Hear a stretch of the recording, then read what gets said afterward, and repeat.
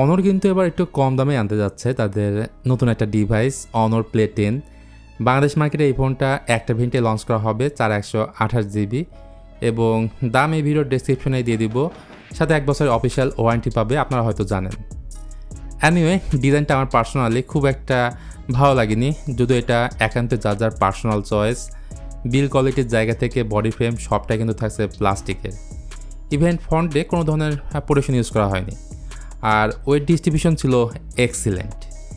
189 গ্রাম হচ্ছে এটার ওজন।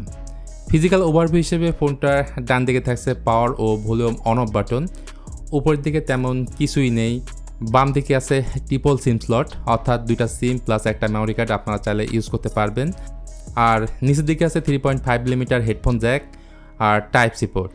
রিয়ার প্যানেলে দেখে মনে হতে পারে এখানে দুইটা ক্যামেরা আছে, বাট একটাই থাকছে ক্যামেরা, সেটা হচ্ছে 13 মেগাপিক্সেলের, আর ফ্রন্টেরটা হচ্ছে 5 মেগাপিক্সেলের।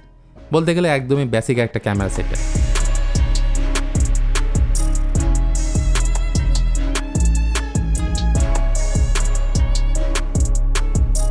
ক্যামেরা অ্যাপ ওপেন করলে 2টা অপশনই আপনারা পাবেন, ভিডিও এবং ফটো, আর কিছু এখানে নেই। এই ফোন দিয়ে ভিডিও রেকর্ড করতে পারবেন সর্বোচ্চ 1080p 30fps। এর পাশাপাশি এই ফোনটার মধ্যে আছে স্টক অ্যান্ড্রয়েড ইউআই। এখানে অ্যান্ড্রয়েড 15 গো এডিশনে রান করছে ডিভাইসটা, আর এটাতে পরিচয় হিসেবে আছে মিডিয়াটেক হেলিও G81 এবং বাংলাদেশে পাওয়া যাবে 4128GB একটা ভেরিয়েন্টে। এখন কথা হচ্ছে এই যে প্রসেসর ভাই, এটা অনেক আগের একটা প্রসেসর। সো এই জায়গাতে অনেক মানুষ হতাশ হবেন। মাঝে মধ্যে ল্যাগটেকের দেখা পাবেন, যেহেতু eMMC টাইপের স্টোরেজ আছে। 3.5 লাখের আশেপাশে পাওয়া গেছে ফোনটার আন্তঃ স্কোর। তো ফ্রন্টের দিকে আসলে এখানে পাওয়া যাবে ম্যাসিভ একটা 6.74 ইঞ্চির ডিসপ্লে। এটা TFC LCD প্যানেল, সাথে ওয়াটার ড্রপ নসের দেখা মিলবে টপ সাইডে। আজকাল তো লোয়ার বাজেটের ফোনগুলোতেও থাকে 5 হোল কাট আউট। সামনের দিকে বেজেল এবং সিনের পরিমাণটা ছিল বেশি।